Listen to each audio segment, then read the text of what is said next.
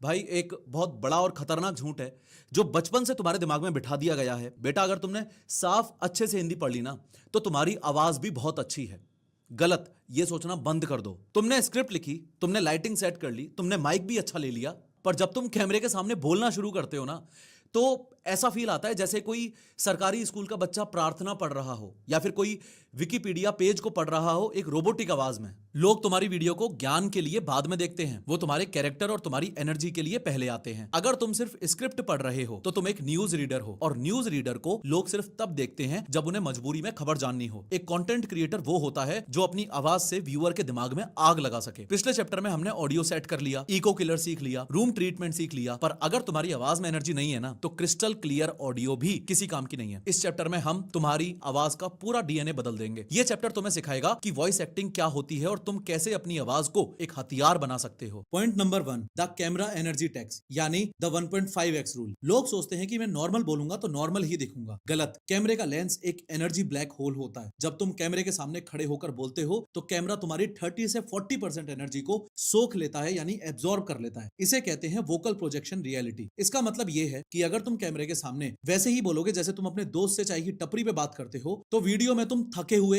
Boring और बेजान दिखोगे। तुम्हें कैमरे के सामने अपनी नॉर्मल एनर्जी से 1.5 गुना ज्यादा यानी 150% एनर्जी पे बोलना पड़ेगा। जब तुम्हें लगने लगे कि भाई मैं थोड़ा ज्यादा ही एक्साइटेड हो रहा हूं, तब समझो कि तुम वीडियो में नॉर्मल और एंगेजिंग दिख रहे हो। हमारे इंडियन एजुकेशन सिस्टम ने हमें लाइन से पढ़ना सिखाया है, फील करके बोलना नहीं सिखाया। अपने अंदर के उस स्कूल के बच्चे को छोड़ो और एक स्टेज एक्टर की तरह बिहेव करो। Point number 2, the hero word strategy यानी एम्फोसिस इज पावर। लोग सोचते हैं कि सारे वर्ड बराबर बोलने चाहिए ताकि साफ सुनाई दे। ये नींद लाने की दवा है। हर सेंटेंस में एक या दो शब्द हीरो होते हैं। अगर तुम हर वर्ड को सेम इंटेंसिटी से बोलोगे तो व्यूअर का दिमाग मोनोटोन फटीग में चला जाएगा। जब तुम किसी स्पेसिफिक वर्ड पे जोर यानी स्ट्रेस देते हो तो तुम व्यूअर के दिमाग को सिग्नल देते हो कि ये बात इंपॉर्टेंट है, इसे मिस मत करना। ये कुछ ऐसे काम करता है, मैंने ये फोन खरीदा मतलब मैंने खरीदा किसी और ने नहीं। मैंने ये फोन खरीदा मतलब फोन खरीदा लैपटॉप नहीं। मैंने ये फोन खरीदा मतलब खरीदा है, चोरी नहीं किया। एक ही सेंटेंस 3 तरह से बोल दिया, 3 अलग मतलब निकले। अपनी स्क्रिप्ट में हीरो वर्ड्स को बोल कर दो। जब वहां पहुंचो तो अपनी आवाज को थोड़ा ऊंचा करो या थोड़ा प्रेस करो। Point number 3, the smile texture यानी ऑडियो में माइक्रो इमोशंस। लोग सोचते हैं कि फेस दिख ही नहीं रहा तो स्माइल करने का क्या फायदा। आवाज की भी एक शक्ल होती है। जब तुम मुस्कुराते हो तो तुम्हारे मुंह की शेप बदल जाती है, तुम्हारे गाल ऊपर उठते हैं और वोकल कॉर्ड्स थोड़े स्ट्रेच होते हैं। इसे कहते हैं वोकल ब्राइटनेस। रिसर्च ने प्रूव किया है कि इंसान मुस्कुराहट वाली आवाज को कईयों मीटर दूर से भी पहचान सकता है। अगर तुम किसी को वेलकम कर रहे हो या कोई एक्साइटिंग बात कर रहे हो तो जबरदस्ती स्माइल करो। व्यूअर को तुम्हारा चेहरा दिखे ना दिखे, उसे तुम्हारी आवाज में अपनापन और कॉन्फिडेंस साफ सुनाई देगा। बिना स्माइल के तुम एक स्ट्रिक्ट साधु मास्टर लगोगे, स्माइल के साथ तुम एक मेंटर लगोगे। 3 पॉइंट्स हो गए, 1.5x energy rule, hero word strategy और स्माइल टेक्सचर। ये 3 चीजें तुम्हारी आवाज को रोबोट से इंसान बनाती हैं और इन तीनों में तुम्हें एक पैसा भी खर्च नहीं करना। ये सब तुम्हारे दिमाग और प्रैक्टिस का काम है। अब आगे की चीजें सुनो, ये और भी ज्यादा पावरफुल है। पॉइंट नंबर 4, बॉडी लैंग्वेज और जेस्चर्स यानी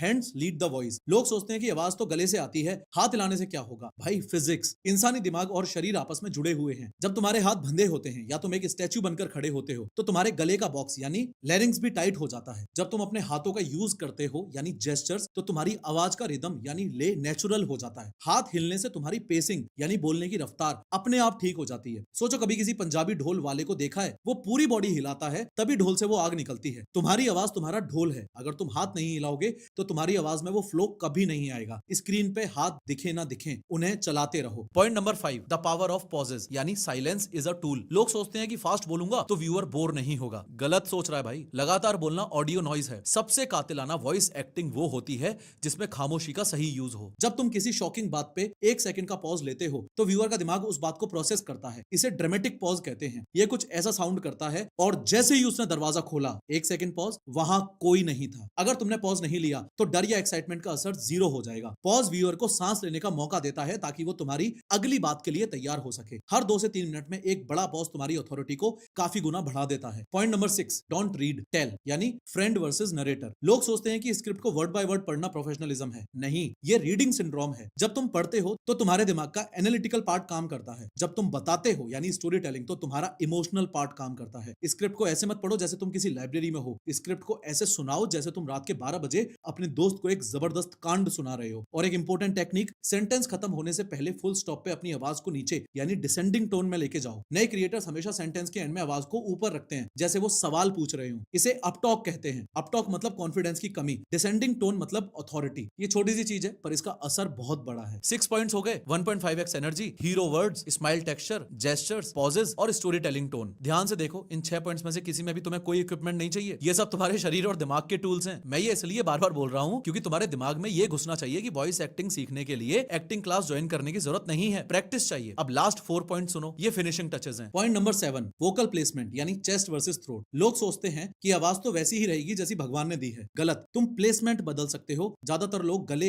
यानी थ्रोट से बोलते हैं, इससे आवाज पतली और कमजोर लगती है। इसे कहते हैं चेस्ट रेजोनेंस। तुम्हें अपने पेट यानी डायफ्राम से सांस लेनी है और आवाज को अपने सीने से यानी चेस्ट से निकालना है। ये रही एक्सरसाइज। अपने हाथ को अपने सीने पे रखो और करो। जब तुम्हें सीने में वाइब्रेशन महसूस हो तब समझो तुम सही जगह से बोल रहे हो। चेस्ट वॉइस में एक स्पेशल गहराई यानी कि बेस होती है जो व्यूअर को ट्रस्ट दिलाती है। प्रोफेसर हाउ की अथॉरिटी इसी चेस्ट रेजोनेंस से आती है। थ्रोट वॉइस सिर्फ चिल्लाने के लिए होती है, समझाने के लिए चेस्ट वॉइस चाहिए। पॉइंट नंबर 8, हाइड्रेशन और वोकल हेल्थ यानी इंस्ट्रूमेंट केयर। लोग सोचते हैं कि गला सूख रहा है तो कोई बात नहीं, बाद में पानी पी लूं। सूखा गला कचरा ऑडियो पैदा करता है। जब तुम्हारा गला सूखा है तो तुम्हारी जीभ और तलवे के बीच में चिप चिप की आवाज आती है। इसे टेक्निकल भाषा में माउथ नॉइज या क्लिकिंग कहते हैं। ये क्लिक्स हाई क्वालिटी माइक में बहुत बुरी तरह रिकॉर्ड होते हैं और व्यूअर को बहुत इरिटेट करते हैं सबकॉन्शियसली। ये रहा फिक्स, शूटिंग से 15 मिनट पहले गुनगुना पानी पियो। शूटिंग के बीच बीच में छोटे छोटे सिप्स लेते रहो। ग्रीन एप्पल खाना भी क्लिक्स को खत्म करता है क्योंकि उसमें एसिड होता है जो थूक यानी सलाइवा को पतला कर देता है। तुम्हारी आवाज तुम्हारा इंस्ट्रूमेंट है, उसे बिना ऑयल यानी पानी के मत चलाओ। ये छोटी सी हैबिट है पर इसका असर तुम्हारी ऑडियो क्वालिटी पर डायरेक्ट पड़ता है। पॉइंट नंबर 9, पेसिंग और रिदम यानी ल्यूलाबाई इफेक्ट से बचो। लोग सोचते हैं कि एक ही रफ्तार में बोलना परफेक्शन है। नहीं, ये लोरी है। अगर तुम्हारी बोलने की स्पीड 10 मिनट तक सेम रही तो व्यूअर का दिमाग उसे बैकग्राउंड नॉइज समझकर इग्नोर कर देगा, वो सो जाएगा। इसे कहते हैं वोकल वैरायटी। जब कोई एक्साइटिंग बात हो तो स्पीड बढ़ाओ, जब कोई कॉम्प्लेक्स या सीरियस बात हो तो स्पीड घटाओ। बोलने में एक म्यूजिक होना चाहिए, कभी तेज कभी धीरे, कभी ऊंचा कभी नीचा। ये वेरिएशन ही व्यूअर के दिमाग को एक्टिव रखती है। अगला शब्द क्या आएगा और किस तरह से आएगा, इसका सस्पेंस ऑडियो में भी होना चाहिए। ये वही कॉन्सेप्ट है जो मॉड्यूल 3 में हमने डोपामीन रिसेट के लिए सीखा था। वेरिएशन ही रिटेंशन की चाबी है। मोनोटोन आवाज व्यूअर के लिए स्लीपिंग पिल है, वोकल वैरायटी उसके लिए कॉफी है। 9 पॉइंट्स हो गए ना। अब आखिरी और सबसे पावरफुल पॉइंट, ये वो चीज है जो तुम्हारी आवाज को सिर्फ यूनिक नहीं बल्कि अच्छी भी बनाएगी। इससे तुम्हारी पहचान बनेगी। पॉइंट नंबर 10, कैरेक्टराइजेशन यानी द प्रोफेसर आर्कीटाइप। लोग सोचते हैं कि मैं जैसा हूं वैसा ही दिखूंगा। नहीं, तुम्हें एक पर्सोना क्रिएट करना पड़ेगा। यूट्यूब पे लोग इंसानों को नहीं कैरेक्टर्स को फॉलो करते हैं। तुम्हें डिसाइड करना है कि तुम्हारी आवाज की पर्सनैलिटी क्या होगी। ये कुछ ऐसे काम करता है। मेरी आवाज एक्सप्लेनेटरी, क्रिटिसाइजिंग और ब्रूटली रूड है। मैं आवाज में एक दबदबा रखता हूँ। एंग्री टोन जब सिस्टम की गलती बतानी हो, एक्साइटेड टोन जब कोई नया एआई टूल या डिस्कवरी दिखानी हो, सीक्रेटिव टोन जब कोई चीट कोड या खुफिया बात बतानी हो, धीरे बोलो जैसे कान में कह रहे हो। इन टोन शिफ्ट्स को स्क्रिप्ट में मार्क करो, एंग्री, विस्पर, एक्साइटेड। जब तुम अपना इमोशन बदलते हो तो व्यूअर का इमोशन ग्राफ भी ऊपर नीचे जाता है और वो वीडियो से हुक हो जाता है। हम इंडियंस बहुत इमोशनल लोग हैं। हमें उत्साह, हमें एक्साइटमेंट, हमें एंथुजियाज्म बहुत पसंद है। अगर तुम कैमरे के सामने एकदम मुर्दा बनकर बोलोगे ना तो तुम्हें कोई नहीं सुनने वाला। तुमने देखा है ना अपनी गलियों में इंडियन मार्केट्स में वो चादर बेचने वाले और वो इंडियन गैजेट्स बेचने वाले कैसे चिल्लाते हैं। उनकी आवाज में एक अर्जेंसी होती है, उनकी आवाज में एक यूनिक अट्रैक्शन होता है।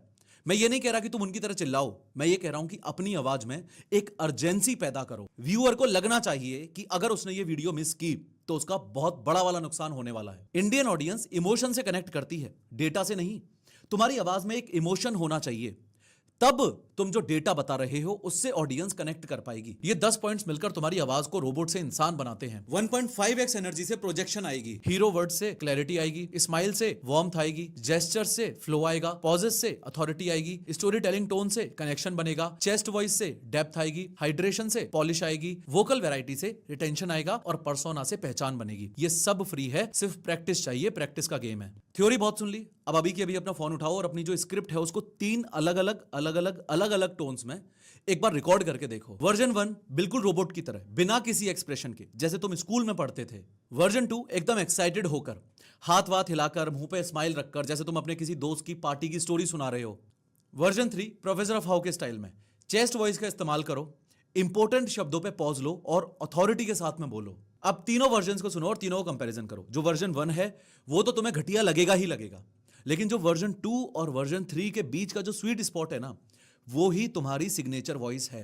इस चैप्टर का परमानेंट लॉ ये है कि आवाज सिर्फ बोलने का जरिया नहीं है, ये तुम्हारा सबसे बड़ा हथियार है। जो क्रिएटर अपनी आवाज को वेपन बना लेता है ना, उसकी वीडियो चाहे किसी भी टॉपिक पे हो, लोग देखेंगे ही देखेंगे। अगर वॉइस एक्टिंग सीख ली तो तुमने ऑडियो को जिंदा कर दिया। यही इस मॉड्यूल 4 का टर्निंग पॉइंट है। इसलिए अगले चैप्टर में हम बात करेंगे द लेंस कनेक्शन की, कि कैसे उस काले छेद में देख के व्यूअर का दिल जीतना है। मिलते हैं नेक्स्ट चैप्टर में।